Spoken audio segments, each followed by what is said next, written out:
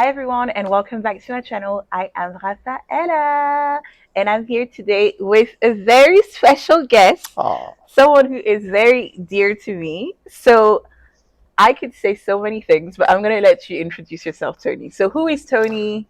How thank do we you. know each other?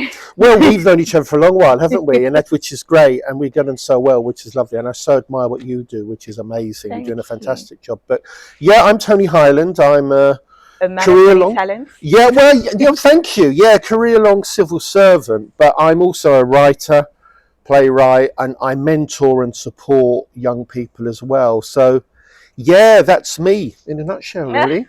I feel like Tony is being very humble, but throughout the course of the discussion today, you'll probably realize that some may call him polymath, and I'm just really excited for the conversations today, Oh, thank really. you. Me too. But thank you for being here today. I'm really, really excited. We're really kicking off season 3 of the graduate series. So it's Lovely. really something that started at something very small scale, but I really hmm wanted to be able to share with other people hmm um, something that I learned throughout the course of getting into my career, Mm, meeting new people with similar journeys or even different journeys who are doing amazing absolutely. in their different industries. hmm And then it gained a lot of like attention and stuff. And so here we are in season 3, and it's amazing to be able to kick it off with you. And I'm So honoured. I'm flattered. so thank you so much. But usually I like to make my guests feel a little bit comfortable, Oh, relaxed okay. before we get into the Yeah, yeah. nitty gritty. Fire So away. we're gonna start with a would you rather question game. And Ooh, so you really have to say the first thing that comes to your mind. okay. Okay, so some of them are going to be a little bit deeper, some of them are going to be a little bit easier. Ooh. Okay, ready? Yep. Okay, so would you rather winter or summer? Summer. Would you rather have a perfect memory or be able to forget anything that you wanted to at will? Perfect memory. Would you rather always feel understood or always feel appreciated? Appreciated. Pizza or burgers? Burgers. Would you rather wake up in Freaky Friday or Groundhog Day? Freaky Friday. Would you rather be recognized for your intelligence or be recognized for your kindness? Kindness. Would you rather be known for having a good reputation or would you rather be known for having a good following, like a very big following? Good reputation. Okay. Would you rather time travel to the past or time travel to the future? The past. Would you rather give up social media or would you rather give up movies and TV forever? And that's important for you. Yeah. Movies and TV, funny enough. I'd probably. Really? Yeah. Okay. And Yeah. musicals too? Well, I'm not sure about that. Not sure about that. Exactly. Okay. And then final one. Would you rather tell the truth or always be able to tell when someone is lying? Oh, tell the truth, I think. Mm, Yeah, I think so. yeah, Integrity and absolutely. knowing, yeah, that I'm doing the right thing, I think. Absolutely. Yeah. Absolutely. Well, okay. Well, thank you for Ooh, taking that's good. part in That the threw game. me. Are you feeling a little bit relaxed? Yeah, no, Ready no, to no, that's begin? fine. Yeah, I'll tell the truth now. Yeah, Absolutely. But thank you so much. no So, problem. right. So we will dive into first your early life and career. Mm. Yeah. Yeah, yeah, So, okay, Tony, let's take it back to the beginning. yeah. Can you tell us about a bit about your earlier career? What motivated you? Did your upbringing have any part to play with hmm this? Where did you start from, and how have you found your way into the civil service? Wow, that's a big question. Yeah, I was born in Newington Green. Very much a sort of working class background. My Mm, parents were Irish. My dad was from Dublin. Both, but you'd say immigrants really. My dad was from mm, Dublin. My mum was from Galway. And but yeah, very much a working class background. I went to a comprehensive school. I did well at school. I think I sort of learnt a lot from my dad, particularly in terms of about sort of working hard, being mm-hmm. working as hard as you can. I did well at my O levels and A levels, and back in those days, actually, it was impossible for me to go to university without a local authority grant. And I Okay. lived in Islington, and people won't realise this, but I actually got a full grant from Islington Council. I didn't have to pay back Oh wow. for university fees, and I Wow. got a sort of a quarterly subsistence rate as well. I Right. didn't have to pay back. Right. Without that, I wouldn't have got to university. There's no two ways about it. I couldn't have done it, and my parents couldn't have afforded it. Yeah. So yeah, I went to university, I did politics and government, and I still didn't know what I wanted to do, and so I opted for a master's degree, and I did politics and sociology.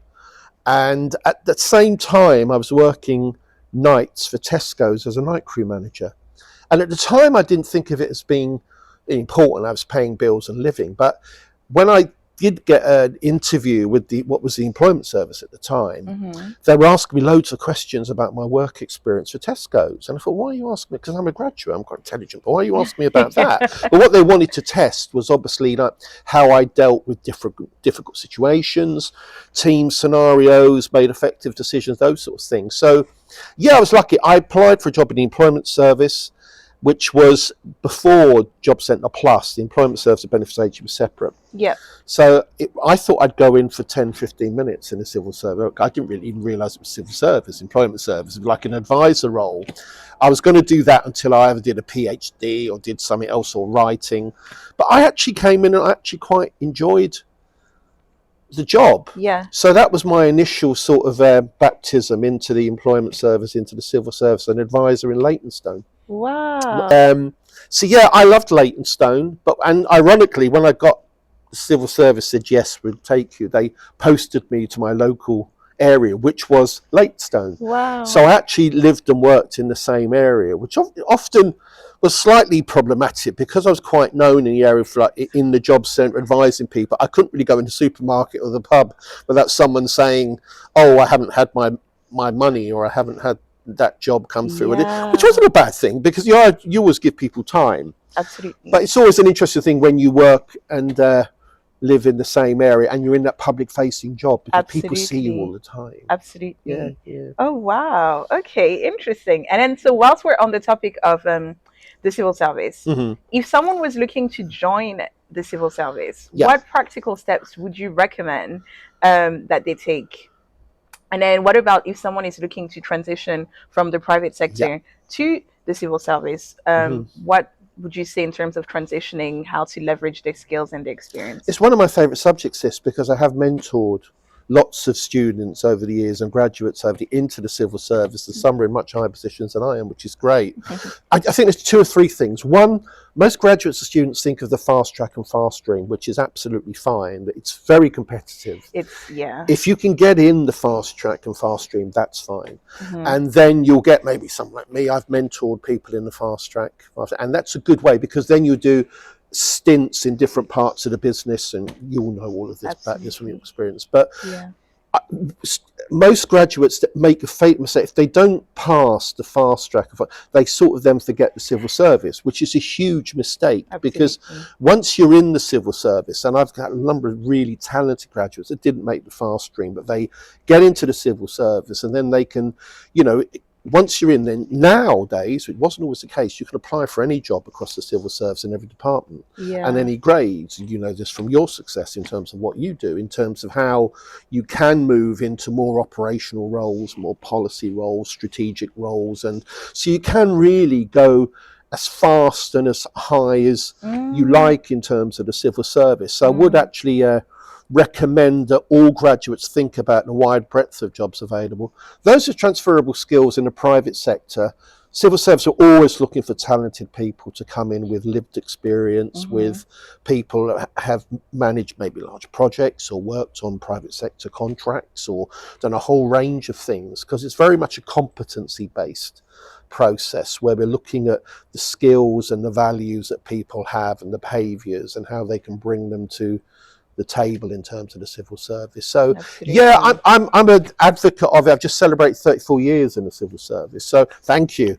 So and I didn't think I'd spend 34 days, never mind 34 years, but yes, I'm a big advocate, but there are different ways of getting into it. Absolutely. And I think people always talk about the infamous civil service style of applications, those behaviors, the strength-based questions, etc. Uh-huh. Like, what would be your advice? Because it is true that sometimes people talk about there's a specific way in which Yeah, yeah. civil servants want it written so that your application will actually get sifted through. Would you Yeah, agree with that? yeah, no, it is. It is like a secret language, but once you get it, I've worked with so many students over the years and graduates, and hopefully will do in the future, and sort of advised on how to shape their exam, because you've probably got the information, but you've Mm, probably not structured it in the right way. And I exactly. think, yeah, you need someone like myself or even yourself to maybe look at it and think, well, actually, this is the language. I think often with lots of examples where there's too much what I call fluff, there's too much incidental stuff where it should be very focused on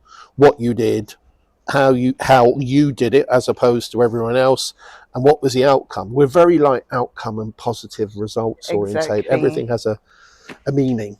So let's focus Absolutely. on that. Absolutely. Thank you. Okay, and then obviously you've spoken about how you have been in the civil service for 34 years. Mm, Congratulations thank once you. again. And at some point in your career, have you ever felt imposter syndrome, or any sense of doubt in respect to maybe you not belonging in that workplace or in that position for a reason or another? And looking back on that, what would you say you did to overcome that? Because I feel like a lot of people these days are talking about imposter syndrome, talking Yeah. about navigating the workplace, having those feelings. So it would be really good to be able to hear from you in terms of your advice and how you may have navigated through that if you did. Well, yeah, people may find it surprising, but I absolutely did suffer Mm, imposter syndrome because I was of a working class background, and I was an only child, and I didn't have sort of like role models as a kid to sort of look up to. And my dad was doing very sort of great jobs, but working in a meat market on the buses or whatever. So yeah. when I started in the civil service, it was working in a job centre was actually you are working with people that maybe have a similar like background to you, and obviously they're advisors and whatever. But I learned quickly about always trying to justify your existence in a way and always trying to add Yeah. value in a way.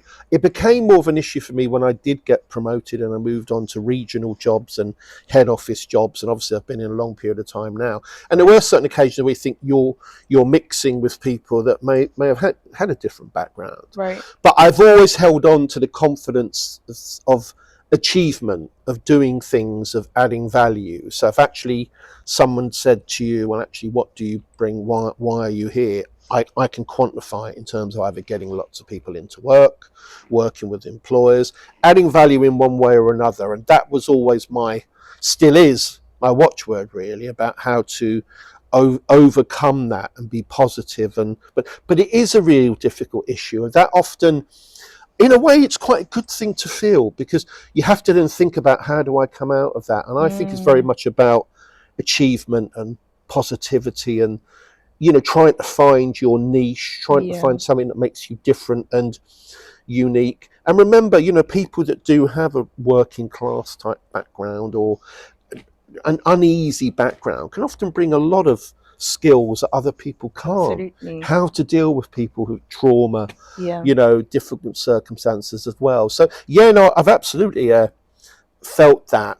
But obviously, as you get older and as you get more maybe confident, in the fact that you've done things that have made a difference, you think, well, actually, I Mm, feel. But on the other hand, I've never felt in the civil service that people have been wanting to put people down a peg, right. or make people feel uncomfortable. I've never felt that. Right. Maybe I've just been very, very lucky, but I've never seen that and never felt that. And ironically, the higher you go, working with ministers of all persuasions and senior civil servants, they value achievement and what people do. So Mm. that's a good thing. I love that because what I'm hearing from what you said is ultimately the very thing that could be causing you to feel imposter syndrome Mm. or feel like you don't belong. Use that as your superpower to Yes, then add value yes. into the workplace. That's exactly Love that's that. much better than what I just said. It's true. It is my superpower, and Yeah. ironically, I hold on to that. I'm very proud of my working class background. Irish parents. I grew up in a very cosmopolitan, mixed area. I'm very proud of that, and that's infused a lot of my work in a Hmm. way that it maybe other people can't be infused by, if that makes sense. I love that. Thank you so much. Okay, so now we're going to turn the conversation to your current profession. Uh-huh. So I mentioned in my introduction that Mm-hmm. you are indeed a man of many talents, many gifts, many titles. Ah, And I genuinely mean that. But I'd like us to really just dive a little bit more into what you do now, if that's okay. yep, So currently you are a partnership and stakeholder relationship manager. yep, As you know, relationships often shape career journeys. yep. Can you share a story of a key relationship, sorry, be it a stakeholder, a mentor, a peer, a sponsor, that made a difference to your career earlier on? And then, how do you think people should build and nurture the kind of relationships that can really like propel them even further in their career? Yeah, when I started at DWP, and I remember starting at the Employment Service in Leytonstone years ago, I was assigned a mentor, a senior manager mentor, and her name was Claire McGuckin. She won't mind me mentioning her. She was at HMRC, ironically. She was Oh, a director at HMRC. yeah. But I learned a lot from her, and the first thing she said to me was, Tony, you'll need a lot of mentors, which is great. And mentors are those that help and support you on your journey. But you'd also need sponsors. And I think that people don't get the difference between the two. And the difference is this: a mentor can really provide that all-round support and point you in the right direction and help with your career. Yes. Yeah. A sponsor is more positively engaged in promoting your career and maybe spotting the right opportunities for you and getting you where you need to be. Yeah. So I was very taken by that. So I've sort of developed internally within the civil service, but also externally. I have a huge network of people that I can rely on and talk to about anything.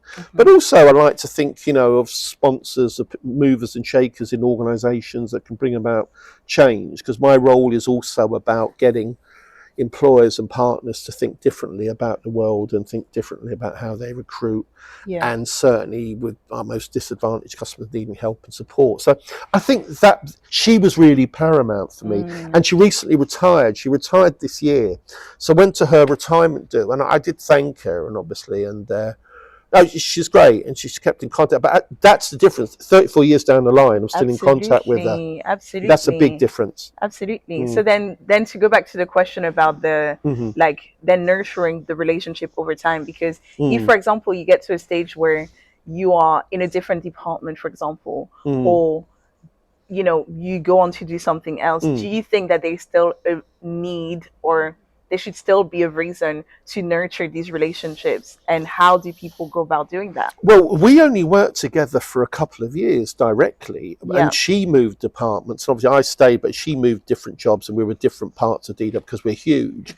But we kept in touch, and that was the key. Was the fact that she thankfully saw a relationship worth cultivating.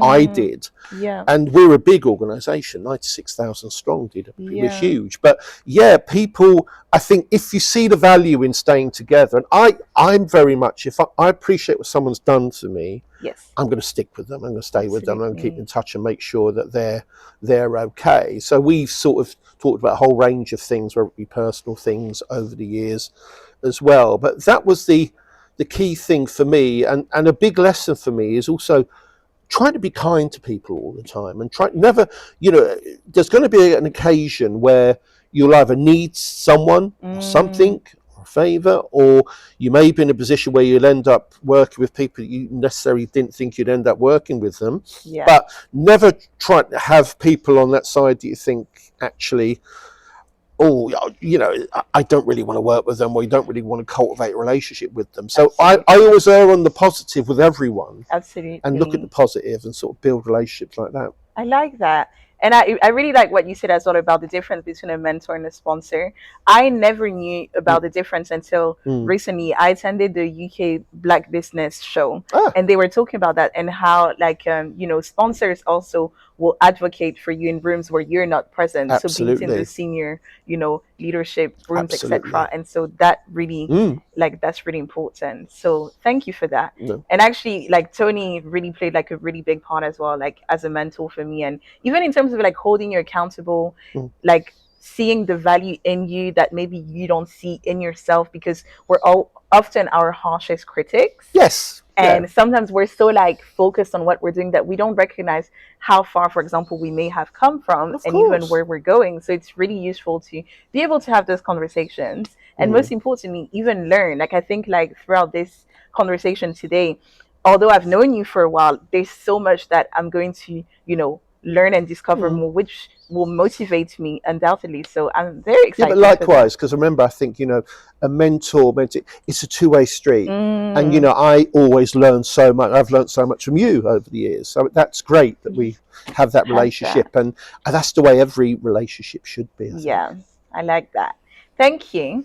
So, in a time where many professionals are encouraged to change roles Hmm. or organizations to access new opportunities, better benefits, Hmm. more competitive salaries, Yeah. you have obviously chosen to build a long term career Yeah. within the civil service. So, I'd love to hear what has motivated you to stay, and how do you view the balance between remaining with one organization for an extended period of time versus moving around to different roles, different sectors, etc.? That's a really great question. And remember that there's always been an age-old battle in the civil service between specialists Yes. that develop their own niche and do things excellently and generalists. And it Mm, it sways between to have an army of thought around generalists, where there was an old school thought where in the civil service you had to learn a bit of this, a bit of that. You'd move every couple of years to do different parts of the business.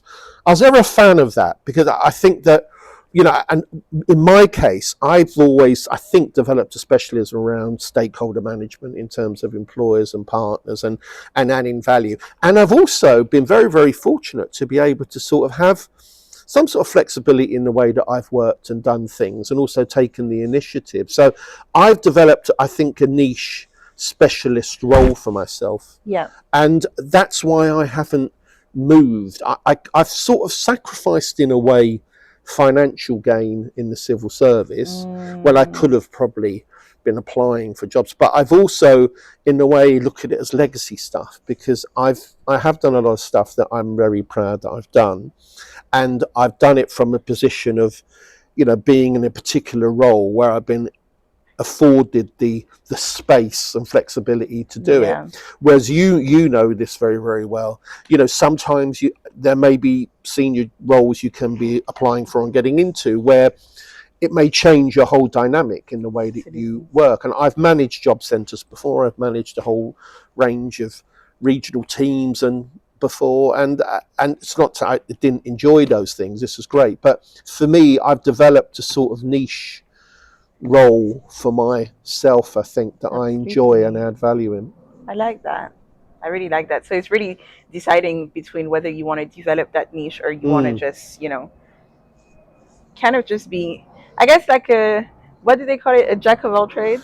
Yeah, yeah. I was never really, because when I started in the civil service 34 years ago, there was this notion that if you were going to get on, Yeah. you had to do 2 years as an advisor. You did 2 years doing this. It was like you had to be a generalist. Mm, I sort of did that for a couple of years and ended up managing job centres and managing different organisations, different parts of the business. But then, for the past 20 years, at least, I would have thought, I've just specialised in working with employers and partners, and yeah. affecting change for our disadvantaged customers, really, which I've enjoyed. And as I say, I've been given the sort of leeway to To do do that. things where, and that's why I've sort of remained in that role. And it's nice because I've worked with ministers and senior leaders on a whole Yeah, range of things that people recognise the stuff I've done. exactly. Okay, congratulations. Thank you.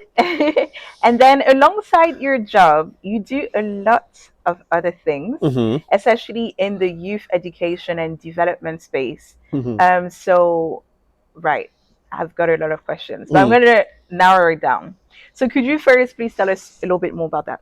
You kind of like touched the point a little bit, but yeah. Yeah, well, young people are hugely important. Young people are the future, obviously, and in terms of employment and skills, if I could support by either utilizing employer contact, because I believe employers change the world for young people, and Mm-hmm. obviously that's the idea, to get those employers in front of young people. So I have worked with a number of universities, I've Yeah. done work in colleges, I've done sessions where I focused on three things really. Something called I call BEM, which is branding, employability, and mentoring. I show Okay. people how to brand themselves on social media, things like LinkedIn, Yeah. employability, how to make themselves more employable, how to show that, and the importance of mentoring and how mentoring relationships work. And yeah, I've been very fortunate to be able to support a lot of young people with that. Absolutely. Next year, ironically, I'm looking at doing a lot more with some colleges and Okay. maybe some separate sessions Yeah. around those themes. But yeah, and also in terms of our data, youth guarantee,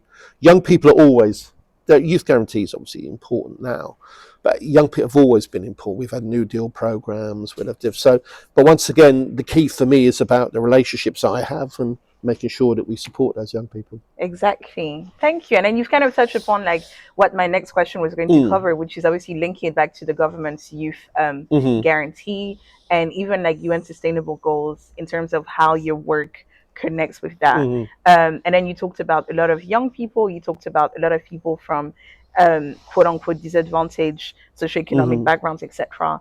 Do you do a lot of work with like women as well, women empowerment? Oh, absolutely. Yeah, there's the Inspiring Leadership Foundation that support girls and women in terms of employment. Successful Mums is an organisation I work Oh, with. I've supported lone parents back in to work, and yeah, so a lot of my work focuses in on anyone that needs that help and support, but women absolutely. absolutely in terms of empowerment as well. And also, it's interesting because a lot of young people now, quite rightly, want to have their side hustle, do their own, thing, which is Yeah. also great, and Yeah. also supporting people with their own business ideas and how they Like project that. those things and get them up and running as well is hugely important. Absolutely. Amazing. Well, thank you so much for all the work that you do in that space. And this leads me to my next question. Yep. So there's three letters that I noticed after your Ah. name Uh-huh. on LinkedIn. So you're not just Tony Highland, you are Tony Highland MBE. Ah, I am. And so, for those watching and listening who may not know, MBE stands for Member of the Order of the British Empire, which is really a prestigious British in honor. It's something that is given in honor of outstanding service to the community, and so that's an amazing milestone and achievement. So, congratulations to Thank you. you, because it's not just given to anyone; it's given to people who have done outstanding service. But I wanted to first ask, what contribution or journey do you feel the honor is really recognizing? And also, when you found out, talk us through like how you felt, how your family responded, and those around you. Yeah. Yeah, I want to hear Well, more. yeah. No, I the MBE was given for my work for disadvantaged groups, customers, and predominantly, I think, for my work with care leavers and victims of domestic abuse, care leavers in Right, particular. right. I worked with the permanent secretary and different senior. We had a big gap in terms of our provision for care leavers. There wasn't much there, so I helped form the Care Leaver Covenant with Mm-hmm. Spectra Connect, which provided a vehicle for employers to get engaged to offer opportunities for care leavers. So any care leavers coming in were suddenly had these opportunities and exclusive opportunities. So Yeah. I'm incredibly proud of that. It was a model I took to use for domestic abuse, autism, homelessness. So Mm, yeah, two minds about it because obviously I'm a working class kid from Hackney, and when it was funny because I got the letter on a Saturday morning. You get it like 3 or 4 months in advance, and it came okay. in the post, and it Yeah. had cabinet office, and I thought, oh God, I'm going to be sacked. I've done something wrong. I actually didn't think what it was for, and so I opened it and I thought, oh my God, I've been awarded this MBE for disadvantaged group. And my son was in the. You're not meant to tell anyone. It's quite bizarre how you don't tell anyone. Oh, You're not meant to tell anyone at all. okay. But my son was in the room. I'm looking at him. Well, obviously he didn't. I said, "Oh my God!" He's looking. Oh my dad. Oh God. Bloody hell, MBE. That's amazing. And the only people that knew because it gets in the list. I was in the last Queen's Honours list, which is obviously another Okay. thing because Yeah. before she died, I was in Yeah. the last Queen's Honours list, Wow. and it gets announced at Christmas. So you get the letter like October, November, and you have to keep stum until the actual honours are announced on New Year's Eve on that Yeah. day. And my partner had died of cancer a year or two before. She was only Mm. 49. Mm. And I was with my three kids, and it was a rough time. And, Mm-hmm. they were over the moon from really pleased. I looked at it and I thought, well, actually, to be honoured for something I think I've actually done was Yeah. actually quite nice. And Yeah. I've seen people, often you think, well, people get these honours and you think, well, what have they got it for? What have they actually Yeah. Yeah. done? I Yeah. felt I had done stuff towards it. And Okay. my kids were over the moon, and I think they needed a bit of a, it's 8 years now since I lost my partner, but they needed a bit of a fill up. So they really enjoyed it. And I took my daughter with me to Windsor Castle to get it from Really? Prince William. But yeah, which was nice. Oh, So that's yeah, lovely. but I was actually, I thought it was one of those imposter syndrome moments, Yeah. you think. But then I thought, because the permanent secretary who was engaged in this, his team told me afterwards, which was nice. When the team said to me, often he'll get asked to go in front of Cabinet Office to justify MBE or Mm-hmm. OBEs, whatever, and we have to give him lots of briefings on people he won't know. We didn't have to give him a briefing on you. He just spoke because he was involved in the stuff that I did. So he Okay. knew about it. So he was Absolutely. able to talk, well, this is what That's Tony's done. You amazing. know what I mean? So, yeah, that was really nice to be able to say that it was for something that I've done that's still actually being recognised. And we're in the middle of Care Leavers Month this Okay. month, November. And Yeah. next week I've got 2 or 3 events around Care Leavers at Channel 4, Accenture, different places, recognising the work we've done with Care Leavers. So, Exactly. yeah, the journey goes on.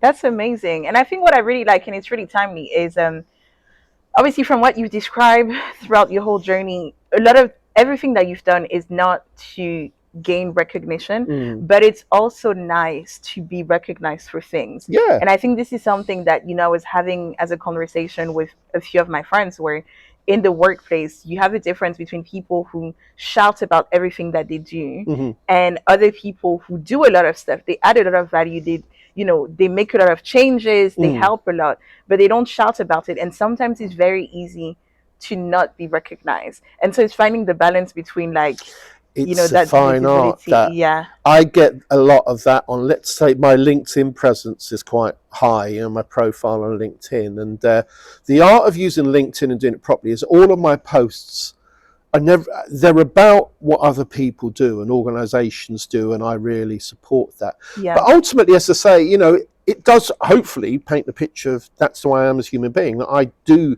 want to promote great Yeah. things Yeah. and things for me. And once again, this gets back to thread the loop here around my working class background. I want to do things that affect a change for those that really need Mm. help at a local level, and that's why I do a lot of stuff with young people and in areas. I'm doing a project by Grenfell Tower Yeah. in January, supporting young black men that need help and support getting into work and mental health issues as well. Because I just think, I would have wanted that help and support when I was a young person coming Absolutely. through, and I didn't have it. And that was my background, living in sort of Hackney, Stoke Newington, Green, which is very cosmopolitan, which I loved, by the way. I loved my area. But so, yeah, my work is very much focused on On that. promoting the great things that people do to bring about Yeah. change. And then do you feel that now having, an MBE holds a certain, like, additional pressure and raises your bar of work? Or do you feel that, you're still doing everything with the same level of commitment and dedication as before? That's a brilliant question. That's a really brilliant question. I actually feel, in a way, in a good way, it does add a bit of pressure on, because I think, sometimes the tendency might be to think, well, I've got that. I can sit there and not do anything, and I'm quite happy, and I am MBE. I turn up for Yeah. meetings, and when they do see my name there, I think, oh my God. No, I have to do more. I want to do more. It's almost as if I have Mm. to justify it. Once again, it's Yeah. that imposter That, syndrome again. It's yeah. me thinking, no, I've got to do, and I do more. I do constantly I'm constantly out doing bits and bobs because I just feel that I've got to sort of like justify it. I've constantly Mm. got to justify it, not the fact that I've got it, even though people know why I've got it. Yeah, But I do feel, yeah. But I think that's a good thing. I like the idea of being sort of stimulated and enthused to actually, continually reach that bar and do things that add a difference. absolutely. Okay, right. So now this is a bit of a, I wouldn't say controversial. It's just one that has to be Yep. addressed. So, obviously, while the honor system is often celebrated, it Mm-hmm. does come with a bit of debate, Yep. around the historical associations and the term empire, Yeah. etc. Yeah. So, did you have any hesitations in accepting the honor? And how do you navigate the pride of the achievement with obviously the complexities surrounding the institution? It's a great question again. I did, as I explained, I did have an initial issue with it, thinking, well, I've got working class backgrounds, I've multicultural, so I don't like the idea of empire as a sort of concept. Yeah, But once again, I know that people who had particular views around it spoke to me subsequently and said, well, Tony, but you've done that. And a right. lot of people get recognition for stuff that they haven't done. Mm-hmm. You've actually done that work. And as I say, timing was important here because having lost my partner, feelings, difficult time for me and the family, it was sort of fillip for that. But no, I would never, what a horrendous sort of scenario that was. But I was in two minds, and I wouldn't, Mm-hmm. it's one of those things that I felt I would only accept because I knew I had done that work and made a difference. It Right. wasn't because, uh, I just existed or had served a number Yeah. of years. I think it was very much. Also, the fact was that my dad, my parents were immigrants here. My dad fought for this country in 1956 Suez Crisis, and although being of Irish background, was came over here in the 40s and 50s. So we met my mum afterwards, and yeah, I also thought, what would my dad sadly died, but what would he have thought? And my dad would have said to me, look, Mm, take it because it's the work that you've done. But mm, yeah, I also get that some people will actually see the sort of the negative side of it with yeah, empire with and the that side of it empire. as well. And it's interesting because a lot of people that I know who have either been celebrities or writers or whatever, it's always a mixed bag. Some people actually will take it. Some people actually We'll will say, see. well, they'd never accept it. But the ones that are usually quite vocal saying they'd never accept it would probably not be offered it anyway. Little shade there. Yeah, So now looking ahead at the future, yeah. in terms of diversity, equity, equality, inclusion, Mm, you're obviously an advocate and a big ally. mm. What do you think needs to change to move from good intentions to real impact in organizations and in communities moving forward? Yeah, great question again. I think it's about real concrete action, and even if it's small action, I do believe that every employer has a key role here. In America, we know because of the Trump issue around sort of some employers are sort of backtracked a bit on diversity, equality, and inclusion and not Mm-hmm. doing enough. I've been fortunate enough to work with a large number of employers, Financial Times and LinkedIn and American Express, and large numbers that are still doing the bits that they can do in this space. Yeah. It's interesting because American Express actually, which is not far from here actually, every year commit to recruit 6 young black men and women as part of their relationship with 2020 levels, which is amazing. Really? Yeah.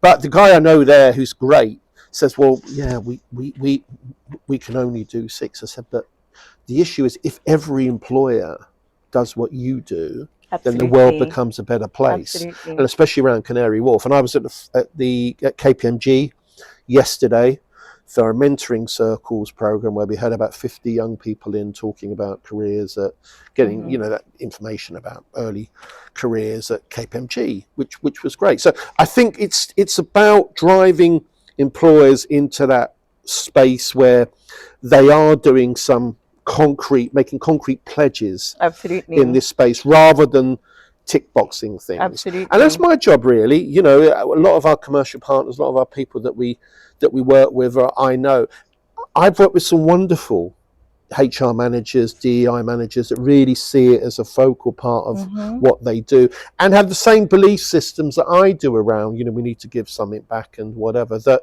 really do want to do things. And I think bit by bit we are getting it. It's never enough. You know, the whole disability issue is a big issue about employers doing more in that space. There'll be a Yeah. big push on that as well, and there always should be.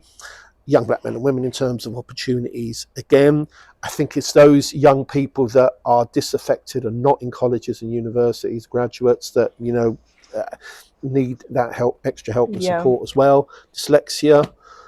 You know, my youngest grandson is autistic, non-verbal autistic, autism, learning difficulties, huge. So I think, you know, if every employer signs up in one way or another to do Yeah. something constructive in this space, the world becomes better. So I Absolutely. remain absolutely hopeful and idealistic about the way things work. Are moving forward.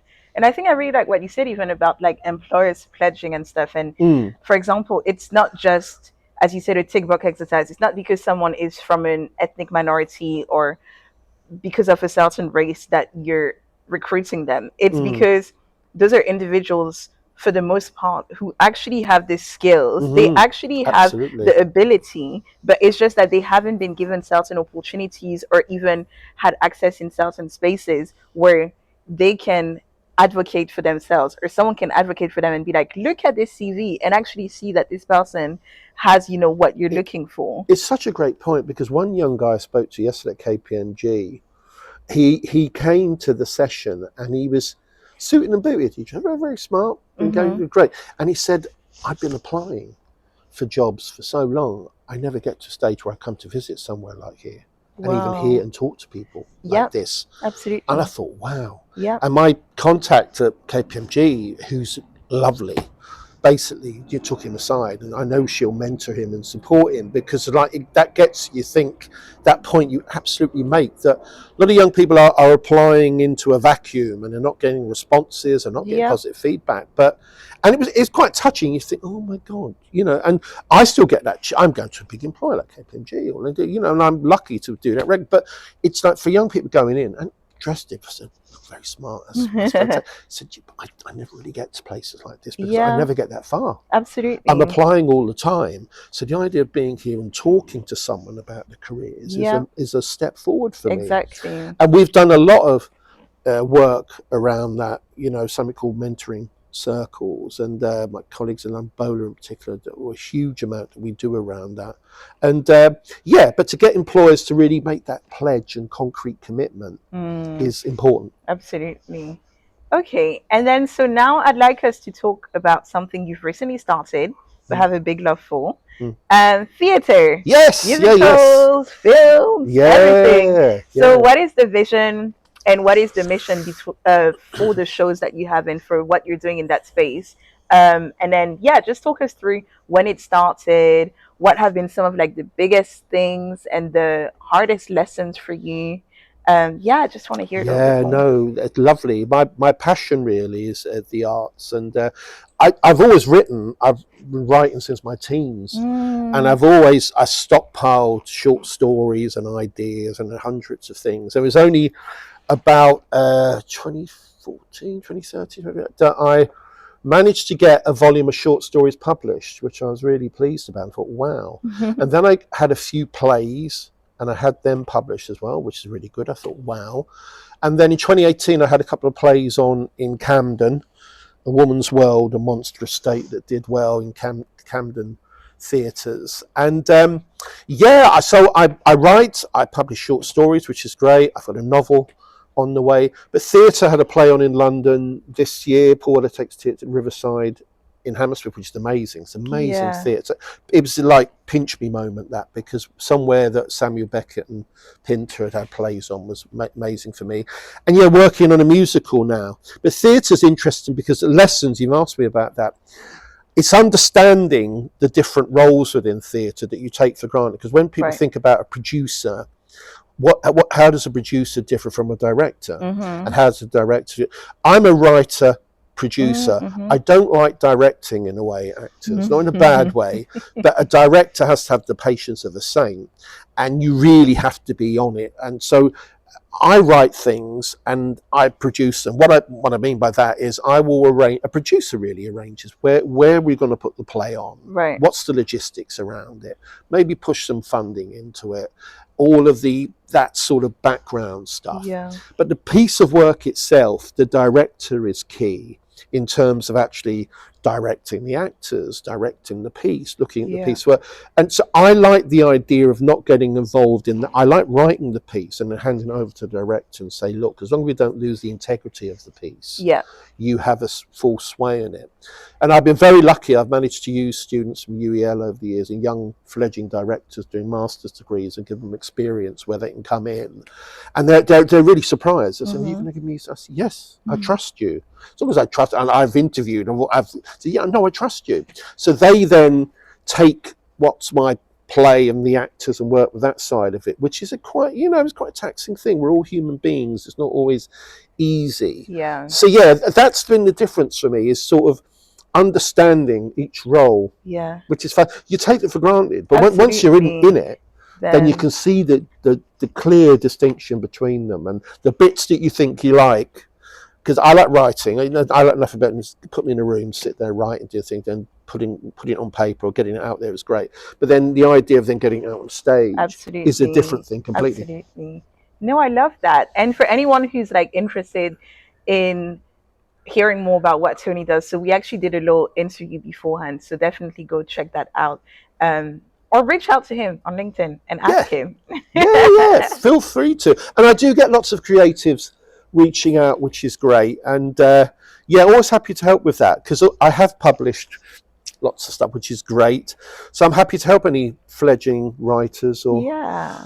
directors, etc. Amazing. Okay, so you'll be happy to know we're almost at the end. Ah, Thank you so much for your time because it's been really insightful. But I know that you're a busy man. So, whilst I wish I could talk to you all day, let's wrap up the last two questions. Mhm. So, my first question is, if you were speaking to your younger self, Yep. so think back to 25, 30 years ago, Yep. just starting out, what are three pieces of advice that you would give yourself? Wow. I think I would work harder and do more. Yeah. In terms of certainly my day job, also in terms of writing as well. I'd put a lot more in. Secondly, I think build that network earlier. Yeah. Because I think, as I say, I was starting to build it bit by bit, but I'd be more conscious of doing that. And I think thirdly is maybe publicising more the range of things that I did, reaching out more to organisations. But remember, the world has changed because social media has changed things beyond all recognition. And when I was starting, just the whole notion of using social media to promote bits of work and things you were doing just wasn't there. Yeah. And so the idea of being in the public eye wasn't really a thing. But I think, it's those three things really. Okay. Which then is it's convicting for me in a way, because what I've heard from, the last 10 minutes of our conversation is really, just be more vocal and publicize the stuff that you do. Like there's no real gain in just sitting back and either letting other people take the credit or even you yourself not putting yourself forward, especially if you're thinking about, progression, you're thinking about adding value. People need to actually know what it is that you bring. So publicize the stuff that you do. Especially now, because I was at a LinkedIn session recently where there are lots of we've got young people there.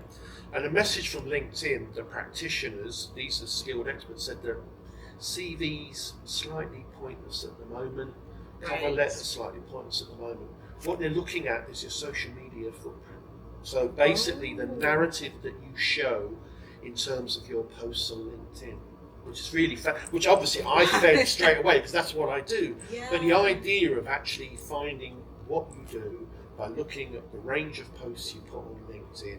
Do you publicise what other people do? Are you a praiser of people? Right. Do you promote the things that you do? Yeah. You know, and so what kind of picture? Because remember, and this in the world of AI, you know, AI can actually produce some wonderful CVs, but it may not be a realistic picture of who you really are. Absolutely. And often you can't really counterfeit or fake LinkedIn posts where you're either out at a meeting or you're talking, and it doesn't have to be really high profile things with high profile people. It could be you went to, ironically yesterday at KPMG we had 40, 50 people in the room there. I made the point, I said, well, I hope all of you then put a post on LinkedIn saying, actually, wow, take a picture outside, I'm at KPMG today, finding out about careers. Because if you're a prospective employer looking at, and this is what we do, if someone's applying for a job, I'll look at their social media footprint, I'll look at their LinkedIn, see what's on there. If I'm seeing that someone's really proactively promoting the fact that they're out looking for stuff and whatever, I'm going to take them. And if they're actually always promoting things or people, you don't stop that. So an employer will think, well, actually, you're going to do that with me. So why wouldn't I employ you? Amazing. Promote, everyone. That's the word for today. Okay, and then, well, you've kind of answered this now with what you said, but I guess I will ask, as my last question, what is one practical action that our listeners today can take this week to progress their career, build meaningful relationships, and or make a positive impact in their organization or their community? Right. I give this tip to people. Identify the 10 employers, your wish list, who you want to work for, link into all of them on LinkedIn, link into all the people that work for them, and build your network of those people. And once they say yes, if you're getting HR managers, senior leaders, don't tell them, I want a job, I'm desperate for a job.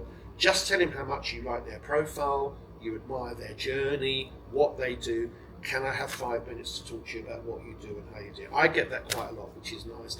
And we're never going to say no, because if you're on it, you know, if you suddenly start saying, well, no, I don't have time for a chat, well, what do you want it for? Yeah. But if you do it in that systematic way, you identify the 10 dream employers, you go into there. Once you go into the employer, you find the people that work there.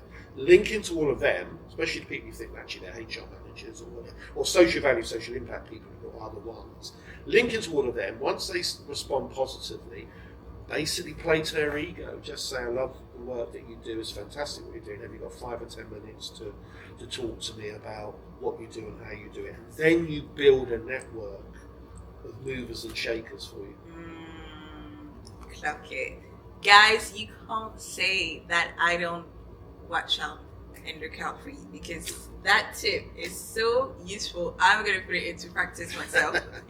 Thank you so much. My pleasure. My pleasure. But yeah, no, thank you so much, Tony, for taking the time to be here today to have this discussion. I want to, before wrapping up, give you an opportunity to literally plug your socials, plug all the stuff that you do. You know, you talked about like the short stories, you talked about everything else. So please, where can people find you? Yeah, well, LinkedIn is an obvious point, but I have got a website, so you find me, search Tony Highland, MBE, you'll find me. And I have got my own website, and I've got links into all of my books on there. My stuff's available on Amazon and other platforms as well. So yeah, but I think, as I say, on LinkedIn's ideal, but I have got my website as well, so yeah. Okay, amazing. Well, thank you so much, and thank you to everyone tuning in today. It was lovely. As Tony said, promote me. So if you enjoyed the video, please be sure to give this video a thumbs up. Be sure to comment below as well. Let's get some conversations going in the comment section. And if you feel like anyone else will benefit from either this video, the graduate series, or any of my videos, please share. But thank you so much, and I will see you all in the next one. Bye.